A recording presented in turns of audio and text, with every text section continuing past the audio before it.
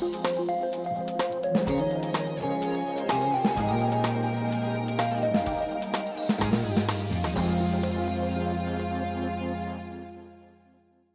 right, well, this week we're going to talk about Stanford Research Park, do a little dive into that large area of town that's had such a significant impact on Palo Alto. And we're also going to follow up on a topic we talked about last week, which was the fatal shooting on December 25th of a mentally ill man, to look at police training in terms of crisis intervention, and then also what San Mateo County is doing in terms of aiding the mentally ill so that there aren't crisis situations that arise. Gennady, so let's talk about 1050 Page Mill, former site of Facebook, and what happened there. Well, this week the City Council took up the redevelopment proposal at 1050 Page Mill, which is 265,000 square feet roughly, which would basically entail demolishing existing buildings and building new ones. And the renderings they showed pretty much dazzled the entire City Council because they're all glassy and wavy and flowing, and they just like scream modern and new and state-of-the-art. Just what everybody loves. Panels, which in some ways brings us back to kind of Stanford Research Park as being kind of the epitome of this, the innovation, the spirit of modernity, even though it has changed in many ways. And I do think it's interesting that we talk about traffic and land use issues all the time, in this show and in our writing. And I feel like Stanford Research Park, despite the fact that it's 700 acres in size, is almost like a sleeping giant. We don't mention it that much because it's not in downtown. It's not exactly in Cal Avenue. But yet, as far as traffic impacts go, it's as significant, if not more so, than any of those areas. Sure, it's the locus of jobs in the city, really, with thousands of employees coming in every day. Absolutely, and it's got a huge impact. It's a huge part of Palo Alto's identity, and when people, in other states and countries think of Palo Alto and think of the kind of companies that Palo Alto boasts, that's usually the place they think of as opposed to like downtown or Cal Avenue, which is what we discuss the most. Yeah. HP, Tesla. HP, Tesla, Variant, VMware. So it was kind of interesting this week. The Stanford Research Park was the big topic of discussion, and it was also a very interesting discussion because some issues emerged out of this conversation that some council members and some members of the community found very troubling, which pertain particularly to Stanford Research Park and how it's changed over the past half century. Yeah. So there was one particular zoning issue that crept up that I think took everyone by surprise, which was something that happened in 1999 Yes. with this parcel. It's a technical issue, so I'm going to try to unpack it without getting too much into the weeds. But basically, the big issue here that some people struggle with is the fact that Stanford Research Park, unlike any other areas, is considered one single parcel, 700-acre parcel, humongous. Yeah. This idea surprised some council members because there's really no document that staff could produce kind of demonstrating why it's considered that way. Because most other places you have like zoning regulations for a much smaller area which kind of govern how much you could build. And so when the parcel is 700 acres, it gives Stanford Research Park much more flexibility to build, and it could have disproportionate impacts on smaller sites within that campus. Which in 1999, which going back to your question, something happened at Stanford Research Park that the city did not know about, and they didn't particularly appreciate once they learned about it, which was just recently. Basically, the park is governed by lease lines created by Stanford. Basically, Stanford owns, it's on city land, but Stanford owns the research park, and it has long-term leases for the various parcels. And so the way it breaks up these leases, that's kind of what is generally considered to be property lines. And in 1999, there was a lease line was created without the city knowing it. And as a result of this lease line, a new building that went up on California Avenue left another building that's on near Page Mill Road, no longer compliant with the city's regulations on density. And this wouldn't happen in any other areas, but because this was kind of opaque, murky, staff oversight, whatever, this house was allowed to go up, or this commercial building was about to go up, and it did not comply with the density regulations. Okay. So let me just make sure that I understand. So Stanford, the Stanford Research Park is one parcel. There are lease lines and leaseholders. Leaseholders don't own the land because Stanford owns the land. They have long-term leases that lease it out typically to go use 50 it. years. Yeah. Yeah. So the lease line was changed by Stanford? I think it was changed by the property owner. Property lessee. Yeah, older. yeah, I'm sorry, not the property owner, right, the people leasing the Yeah. land. And there's a lot of confusion, and actually, the planning staff report pretty much acknowledges that we didn't really know how this happened, it was an oversight. Since then, we've been talking a lot more with Stanford to make sure it doesn't happen again. But at the end of the day, this resulted in one of the buildings being roughly 30,000 square feet above what the city would normally approve for such a site in the zoning district. Okay. So this land was first used by Beckman Coulter, I Correct. believe, in the and 50s. then eventually Facebook is the one that we all know it by. Yeah, Facebook came in 2009 and only had it for like 2 or 3 years. Then they moved Yeah. out in 2011. Yeah, and very different kinds of businesses extremely different. Yeah. there. Yeah, and I think that's one of the top issues that also came up. And now there's something called Machine Zone, which Right. is, I guess, a gaming. Right. Yeah, they make Company. computer games. Right.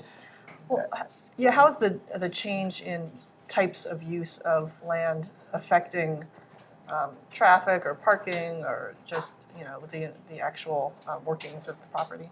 Well, the clear and simple effect is there's a lot more traffic because of this change. Um, like the park emerged in the 50s. It was known as Stanford Industrial Park. And that name itself kind of talks about the change that it has Yeah, experienced. Initially Varian was the first leaseholder. Then you had many others like Lockheed, and it was a huge manufacturing base.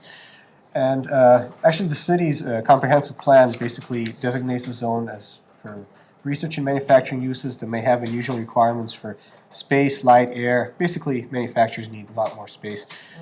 Once it shifts from that kind of use to the research that we know, people sitting around computers, which is not that recent. I think as late as 70s, the president of HP said the uses are changed. But once you're allowed to once a company like Facebook occupies it, you could cram way more people, as the College Terrace residents learned in 2009. And so you get way more traffic impacts and a land use that the city didn't envision when they initially created it. Yeah, this is a theme that's been kind of carried out throughout the city, or people have been complaining about it downtown as well. There's the changing habits of companies in terms of how many employees they can cram into a space. And it's just the fact that people with laptops can work much more closely with each other inside an office than the traditional desktop office scenario. So we've seen it affecting parking downtown. There's been people who've been complaining about offices being turned into, well, they're still offices, but startups that have more people per square foot. Yeah, indeed. I mean, all these different movements are kind of converging together to create, traffic havoc in some ways. They're not necessarily, I would say, independent of each other, but they do manifest themselves differently in different parts of the city. Yeah. Like in downtown, a big issue is them moving into formal retail spaces and kind of becoming office use. In Research Park, this doesn't exist, but it's more of the idea that places initially designated for research, manufacturing, and light supporting office use are now pretty much all office. And it's been well documented that office use has much more significant traffic impacts. Yeah, specifically to 1050 Page Mill, I was interested to see that the environmental study was warning about all the traffic that's going to come up on Page Mill going west, and that there will be more cars waiting in line to turn into 1050 Page Mill than currently or historically there, and that is going to require some changes on Page Mill. Yeah, I mean, the environmental impact report, the thing about the environmental report for this project, it became kind of a controversial issue this week. In fact, 3 council members voted against the environmental impact report precisely because of the traffic issues you're mentioning. But it estimated that the traffic impacts would be modest, but it will increase. We're talking like dozens, not hundreds. But it also did not consider one key issue that kind of emerged at the end of the Monday discussion, which kind of led to the council ultimately approving 1050, which is this voluntary program that Machine Zone is going to be required to implement, which it already kind of implements, but it's going to be a formal requirement. Take initiatives to encourage employees to ditch their cars and take other means, which is kind of like known as transportation demand management, term we've been That's throwing the about buzz, lately. yeah, that's the buzz these days. But that seems to be kind of the biggest counter kind of to all the trends we've been discussing so far as to more office workers. the answer to that is more TDM measures. TDMs, yeah. Well, here's a question I have for you. There was a similar situation with Facebook when Facebook was there and they brought up the Bauer buses. And that created a lot of noise and big, rigs basically coming through, rumbling through the or near the neighborhood. So how is this plan going to basically be any different, do you think? I mean, I think this is going to be different because this was a big issue. The Facebook precedent has really kind of energized College Terrace residents because they don't want to see this again. And they have had a lot of discussions with the developer, Sandhill Properties, and the solution they came up with is basically there was a thoroughfare that was used during the Facebook days. They're going to kind of close it off and have it be gated. So basically, employees working on the Cal Avenue site will be able to leave through the gate, but normal passersby won't be able to rumble through the site. That was kind of the solution they came up with. And in addition, they've also kind of slightly separate but somewhat related kind of area of connectivity through the site. College Terrace residents wanted there to be kind of a set aside for like a spine. I think you've written about Spine it. road, yeah. A spine road that could be used as a later bike path. And in approving this new development, the city council did kind of specify that it does not want to preclude the spine road. So while it didn't mandate it, it basically kind of laid the groundwork for if other property owners in the future agree to this, the design of this project would not preclude it. So there were a lot of negotiations, and I feel like the fact that there was not a huge kind of outpouring of opposition of College Terrace suggests to me, and suggests to the council as well, that the conversations between the developer and the neighborhood group in this case actually achieved a pretty, agreeable outcome for both parties. I mean, there were some critics, and we have a letter from Sherry Furman, chair of Palo Alto Neighborhoods, who adamantly requested that the city council reduce the density in this project, with traffic being a major issue. But there were only a handful of speakers kind of opposing it on Monday. And in Palo Alto, whenever anything, any kind of development, particularly College Terrace, goes up, there will be a huge opposition unless these conversations take place first. The TDM program that is required, does that come with any kind of specific number in terms of like how many employees should be biking or taking mass transit or walking to work, or do those details still need to be worked out with Sandhill? I think those details have been considered, and there's a draft TDM plan that was not formally submitted to the city that the city hasn't seen yet. I think the planning department has seen a draft of it. The only formal metric that the city council designated is 20%. That should be the traffic reduction. And there was the general counsel from Machine Zone, the occupant, says that the company fully respects this goal and will do everything it can to comply, and is already doing some things. Like, for example, it changed the employee hours to 10 to 7 to kind of avoid the peak commuters. They give incentives to employees who live within 7 miles of the campus. Financial incentives? Yeah, just to encourage people to not commute from far away and further clog up the highways. And there's also things the familiar things like Caltrain passes. I expect all of them to be part of the package as well. But we'll see when the formal TDM program is rolled out. But the existence of the TDM program is actually what led some of the people who you would expect to oppose the project to support it. This promise that the 20% will make up for whatever inadequacies the environmental document has in regards to traffic. Now, Councilman Greg Schmid had some concerns about traffic, and he brought up the idea of a traffic baseline that is used by the engineers to estimate how much traffic a particular project will generate. And he was pointing out something that we know already, which is the intersection of Page Mill Road and El Camino has a very poor rating right now in terms of ability of people to just simply get through and how long they're waiting and all that. So that's called level F for those who like to be technical. And then there are a number of intersections associated with the research park that have some low ratings. This baseline idea, though, it's been raised before, whether or not the city and its consultants are using an appropriate kind of level or measure for estimating how much traffic is going to be generated by a project. It's been questioned with the Charleston Arrestadero corridor as well. Yeah, I'm still waiting for like a full debate of this issue by the council. I feel like it comes up all the time with individual projects, and we keep on hearing the excuse of, well, it's a huge issue, we need to explore it, but we shouldn't penalize this development. So Yeah, we it's shouldn't kinda- peg it to this. Yeah, I'm waiting for him to schedule a real discussion of this issue so he can get to the bottom of this. But yeah, currently the service levels of intersections are graded on an A through F scale, just like student essays. F is the worst, and F is the dominant one around Stanford Research Park. And Greg Schmidt was like being quintessential Greg Schmidt. He picked apart the methodology. He kind of picked apart the VTA numbers that are used for to measure how many cars come in. Right. Picked apart the planner's methodology from the studies to see Yes. how various land uses bring traffic. And he basically concluded that these measurements tend to be very inaccurate, and most of the times when they're applied to, when they have some accuracy, it pertains to places that are far less jobs dominated than Palo Alto. So it seemed like he was actually prepared to oppose it on those grounds, because I think his quote was basically, I mean, he says, we keep on saying there's no impact, but we have all the stuff at level F. How come we keep on saying that? And I think the only reason he switched and ended up supporting is because he proposed this mandatory 20% reduction to DMs, and at the last minute, and they agreed to it, so they got his support on that basis. Yeah. It seems like that study of the baseline is seriously overdue, because we just have been hearing about it for years.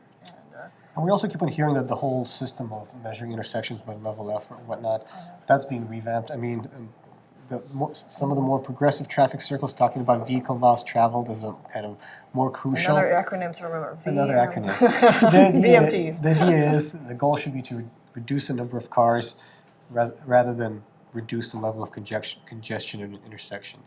As a commuter, I'm not sure I agree with that. As someone who has to stand in line on Page Mill every day, I'm not sure I agree with it. But if the goal is to get people to switch from cars to other means, that's kind of the dominant thinking right now. All right. Well, why don't we move along, if we can, not get congested on this particular topic. Move on to the mental health issue when it comes to police and interacting with persons who have some mental illness. This is not an infrequent occurrence, I understand. Yeah. Well, this is, I don't have figures for what the percentages are, except that in terms of how many people have been killed or injured by police who have mental illnesses. But there are some studies that say that there's anywhere between about 10% and 25% of police interactions, these numbers are now coming out, are interactions that involve dealing with seriously mentally ill people. So that's a considerable number of people. And if you have, some of the arguments are that if you have a police force that's trained in a militaristic way, and to kind of view, someone coming at you, regardless of what's going on, whether they intend to hurt you or whether they are, delusional, in the same way as a force to be neutralized, this is of concern. And so there are some people who believe that there should never be any excessive force used, any kind of violent force used against people who have mental illnesses who don't have a weapon in their hands. Wait, never? But we've seen cases where like a fist could be a deadly weapon. So Right. that seems like kind of a hardliner position. Yeah, and I'm not going to argue one way or the other whether it is or it isn't, but I'm just saying that is how some people are viewing this. And we've had situations where, there was a case in San Jose where a small woman went after police with a potato peeler and was shot. There's a case in Half Moon Bay in which an 18-year-old woman was killed after she went towards police with a knife, and she was severely mentally ill. And then, of course, William Raff in Palo Alto on Christmas Day, who went after police with what has been termed a butter knife, was actually one of those round-bladed, round-tipped... Table knife. Table knife, yeah. So Mr. Raff's father, of course, does believe that this was an excessive use of force. Police say they really didn't have anything other than about 19 seconds in which to react. Well, that's what strikes me the most. Taking both sides into account, that some people are killed when everyone wishes that they weren't. that it didn't escalate to that point. Officers don't really have that much time often to be assessing what the situation is, they don't know whether this person is mentally ill, and then their primary concern is public safety, safety for themselves, safety for those around, safety even, in the midst of a crowd or a dark situation, as was the case on December 25th. I think that's a lot to ask sometimes. Yes, yeah. That people would know exactly what situation they're in and be completely prepared. Not that there isn't additional preparation that yeah. maybe they could have done. We don't want to prejudge the situation because Right. we don't know the I details. don't think we can prejudge this situation, and a lot probably more will probably come out as cases go on, especially if it goes into civil court, which the parents have said they're considering legal action. But there are some programs that are in place that are training police. There's one that started. It's called CIT. It's Crisis Intervention Team or training, and what they do. It started in the 1980s. Officer in Memphis, Tennessee, and also the National Association on Mental Illness got together, and they put together a training program that usually runs about 40 hours to train police on how to deal and recognize and how to deal and talk to people who have severe mental illness, and hopefully to de-escalate the situation. And that it's not sort of a standardized program, so there's many different ways that it's approached. But Palo Alto Police have that training. They have about 90% of officers have the 40-hour training, and they also use another. I don't know exactly what it's called, the exact term, but it's a virtual type of program where they look at videos, and they're interactive videos. So they will, see somebody who on the screen who's kind of going off or maybe yelling, and they try to talk them down. And then based on what the policeman's response is, that will cause the person to be either, become angrier, escalate the situation, or diffuse it, so that they can kind of learn what kinds of behaviors they, as officers, are contributing, what contributes to actually having a escalated situation. Yeah, so it's a simulation program. Is that connected with the 40 hours? Is that part of the 40 hours, or is that just used here in Palo Alto? In Palo Alto's case, it is part of the 40 hours. It's part of how they structured their programming.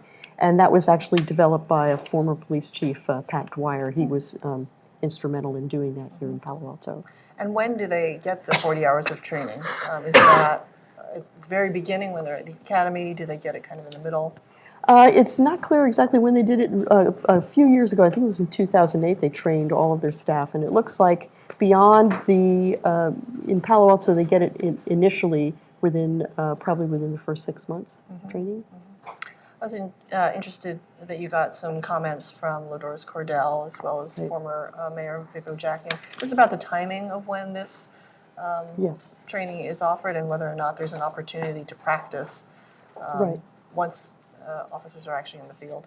Right. Well, Judge Cordell she was the basically the overseer of the San Jose Police Department's behaviors and activities, just to make sure that they were not getting out of line and having these types of situations. And one of the things that she came across was that she felt that the training was only done when the new cadets walked in the door. And as part of that, they have so much else thrown at them in terms of their basic training that they really weren't able to absorb that. And the other thing is regardless of when you get I've heard this from other people as well, is regardless of when you get your 40 hours of training, if you just get it once, how often do you get to really practice it?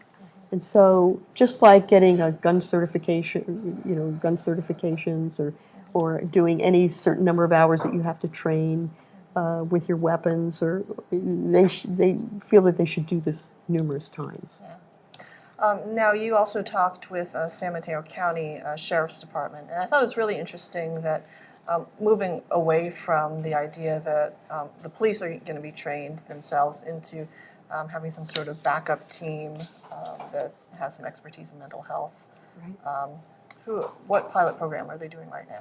Well, this is a psychiatric emergency response team, and they did this they had been in discussions. It's part of the behavioral health department that they have in San Mateo County, and they teamed up with the sheriff's department to put together two individuals. This is a pilot program. One of whom is a licensed clinical social worker who has background in dealing with psychiatric crises, and the other is a longtime sheriff's deputy who has been involved in CIT training. And the two of them will sit in a squad car, and they're doing this right now in the unincorporated areas and in areas where the sheriff has contracted with certain cities. And they will listen to the scanner, or they'll be asked to come out when there is a psychiatric crisis of some sort. And they're not the first responders, but they come after the police have usually arrived.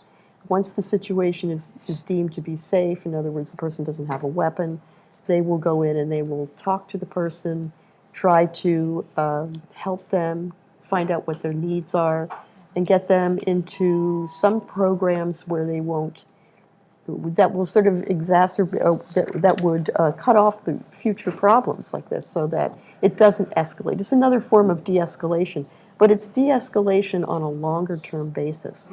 The idea being that maybe you go and you see two people fighting, or somebody's in their house and they're punching the wall, they're angry, they have anger management issues, they have alcohol issues. Instead of having the police have to come out yet another time, there can be an evaluation of this person. If they're running out of their medications and they're self-medicating with alcohol, for example, this is another thing that they can help them with so that they get on track, and then you just sort of circumvent the opportunity for the crisis to escalate. Yeah. This sounds like a really interesting program. So it started last March. Is it a year-long program? It's going on, yeah, it's a year-long program, and I gather there will be another evaluation. They're talking about extending the pilot beyond 1 year, and the reason is they want to have enough data together on its success that they can then go back to the county and go to the supervisors and ask for funding for perhaps a broader program that would be county-wide. So that takes care of San Mateo County. Is there anything going on in Santa Clara County that's similar to this, or in Palo Alto? No, there isn't anything like that at this time. But there are the chief reason for this is that there usually isn't enough money to go around.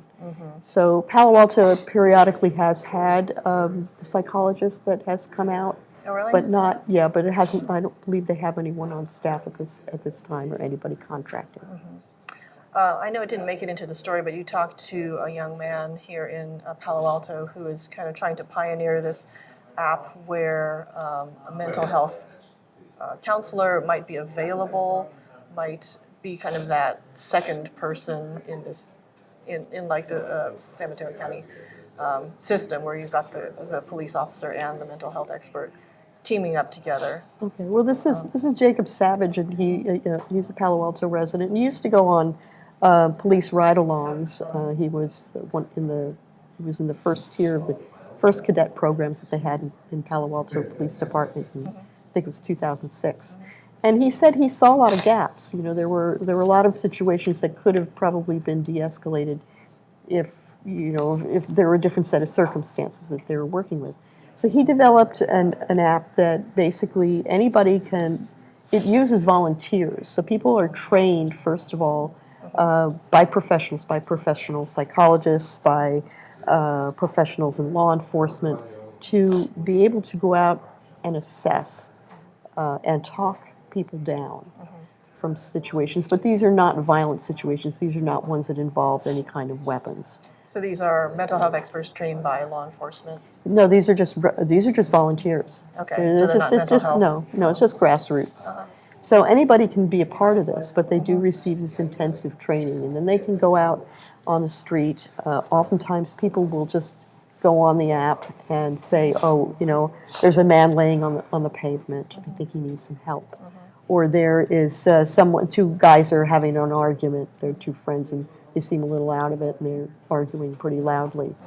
So the idea is that they will go out there and maybe just assess the situation, can be a bystander, can offer help, can direct people if they want the help to existing resources, and kind of make it so that there isn't a reason for the police to have to come out. They can't do this obviously in really critical situations, but the idea is to reach out. They're mostly working with homeless people in the Tenderloin at this point, and just to reach out in that way. That's interesting. Yeah. All right, well, we'll have to hear more about that. But for now, I think we've reached the end of our webcast, and just wanted to thank you both for talking about these issues this week.